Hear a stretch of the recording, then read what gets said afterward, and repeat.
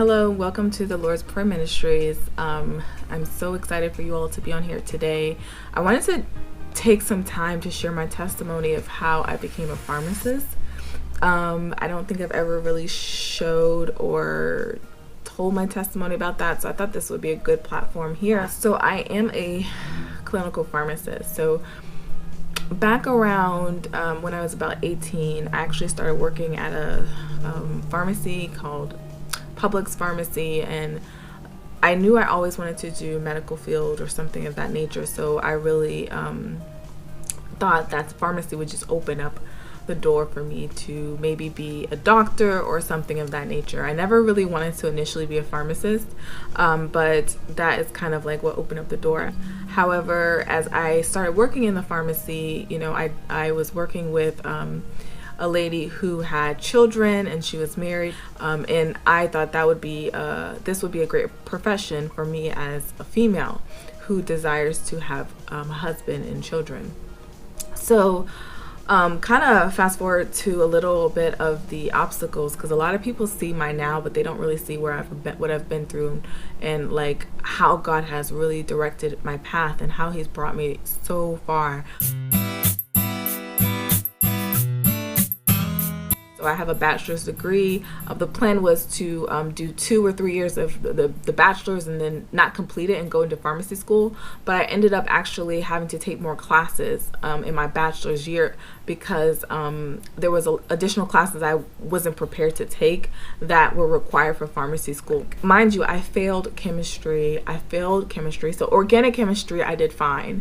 But regular chemistry, I had a really challenging professor, and I thank him to this day for his challenge, but he was very challenging. Everyone used to say, oh yeah, he wrote questions for the MCAT, like he was very hard and difficult. So I remember he was so sweet, but he would fail you in a heartbeat. So I received an F in his class, and that was the first F I've ever received in my life. I ended up having to take the class again, and I ended up getting a C. But with that, my GPA dropped for my undergrad. I completed my bachelor's in 5 years. So just like medical school, there's an exam that you have to take before entering into pharmacy school. Some pharmacies accept it and some pharmacies don't. A lot of historically black colleges and universities, you wouldn't need this exam. It is a standardized test called the PCAT. So I took this test, I believe, twice. There's a written and there's a multiple choice standardized test. And I did really well on the written part. So the written part, would always score at least average on different sections of the written. But the standardized, I would always score below average. It was very difficult because it was a competitive, this is very competitive. And I remember studying for the PCAT, even with another girl who was studying to be a pharmacist. I remember going to Barnes & Nobles every day studying with her.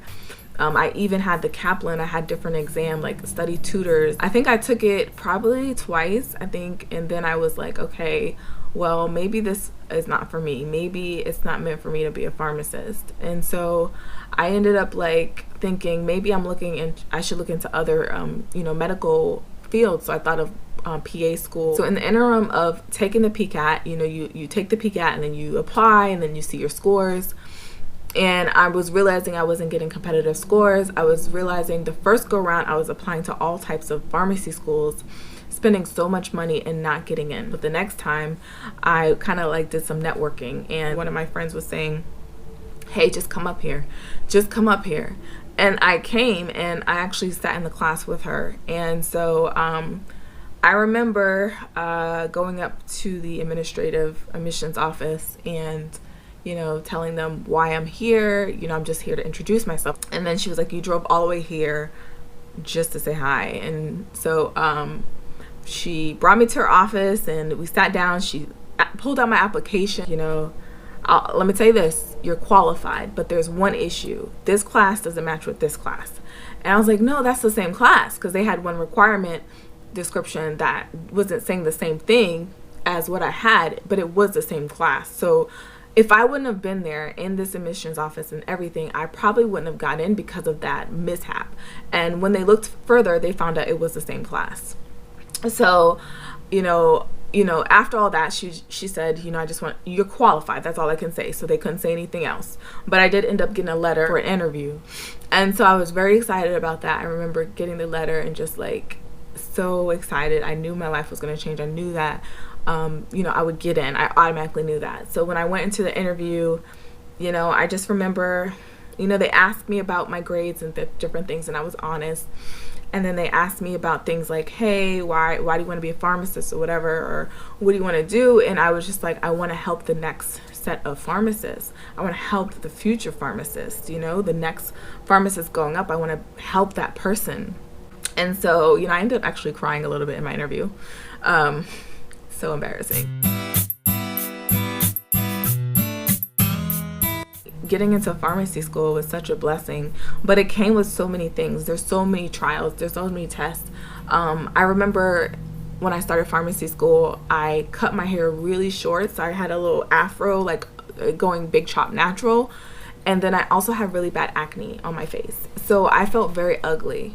And so we'll talk about that in another video, but there was a lot of things that I was going through, especially in the first couple of years of pharmacy school, that I just definitely could never imagine I would have gone through. Yeah, just self-confidence, self-esteem things. Pharmacy school is super stressful. Like, I do not ever want to repeat that ever again. I do not wish all the stress I've had, I do not wish it on anyone.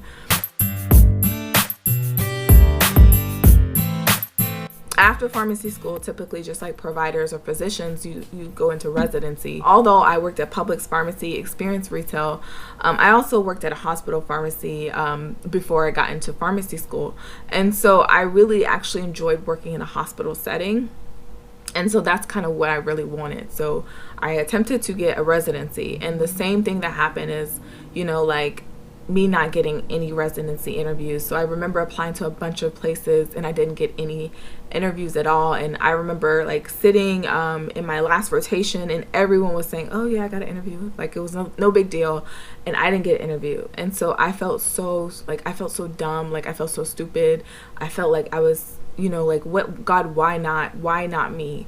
And it was a very difficult time. I remember one time, you know, one of my friends got an interview, and, you know, she got an interview late, but she got in, and I was happy for her. I honestly was happy for her. However, it was more of me. Like, I was like, Lord, you know, you do this for people, but I'm your daughter.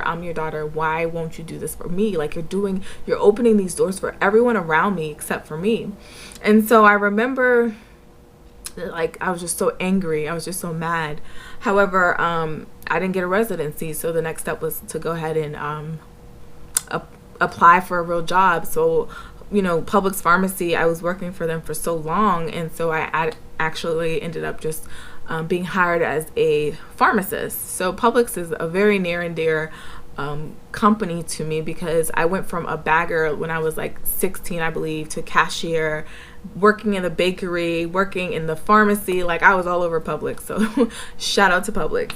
I ended up working for Publix for, I would say, about a year and some change, and I was just like a floater pharmacist, meaning that I went to different stores. I didn't have a set store, but I knew that's not what I wanted to do. I knew I wanted to do more. So I remember one day, just, you know, it was a year later, and I was just sitting down in my I don't know, my living room, and I received a text.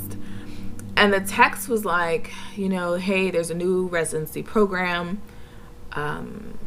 It's in LA. Let me know if you're interested or whatever. And I'm like, I don't know if I could move to California, but okay. And so I ended up like looking into it, sent off all my information, finding out it was in Louisiana, not LA.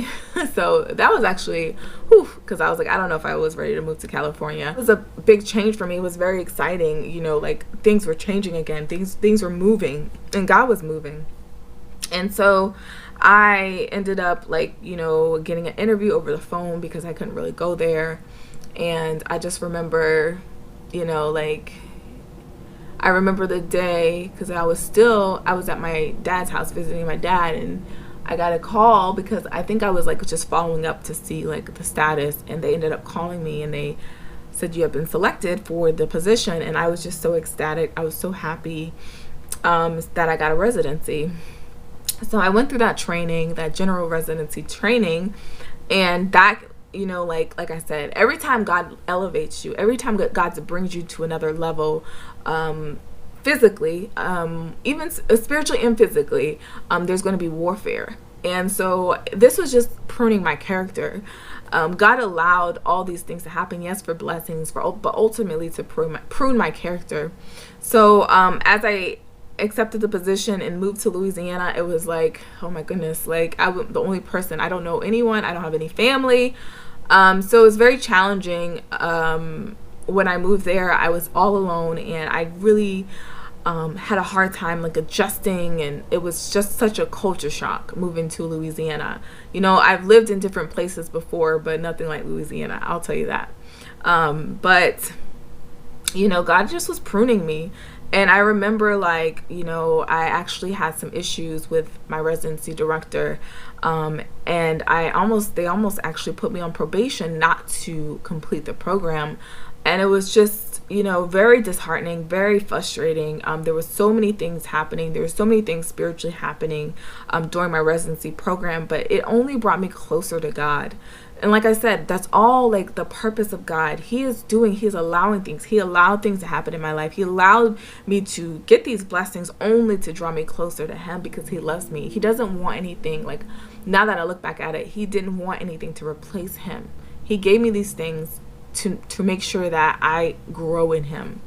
And so fast forward to a second year residency. So yeah, one wasn't enough. I needed a second year. And I had a passion for oncology, working with cancer patients. And so that's where I ended up focusing. And so I applied for residency. That one was easier to get at this time. And so, moved to Orlando, Florida. Another struggle, another things, another, level of God pruning me and molding me and shaping me into the woman of God that he's called me to be, and who I am today, who I will be in the future. And so, yeah, like even my jobs after pharmacy school, like, I was a professor. I was, now I work as a clinical specialist. God has just always been there.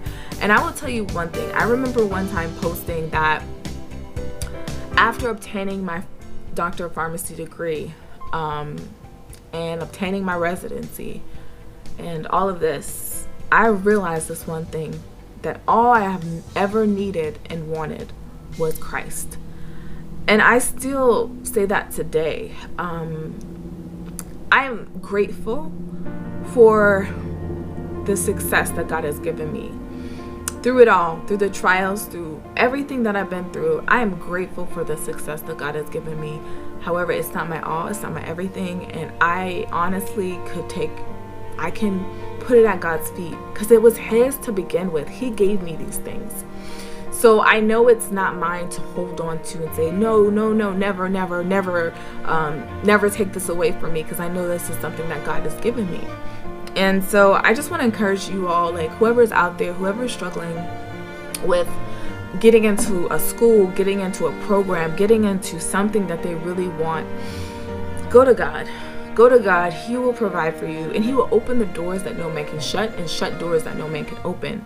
And so it's important to know the shut doors is just as much as a blessing as the open doors. God shut plenty of doors during my whole time trying to get through this journey, and people only see the end result of me. They only see, oh, this girl who is, a pharmacist, and she does this and that and the third, but you don't even know my story.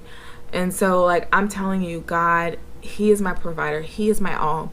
And I put my trust in him. I've leaned on him, and I understand that God has everything in control. He has my future in control. So I just wanted to post this. I hope you all have a blessed day, and that is all. Bye.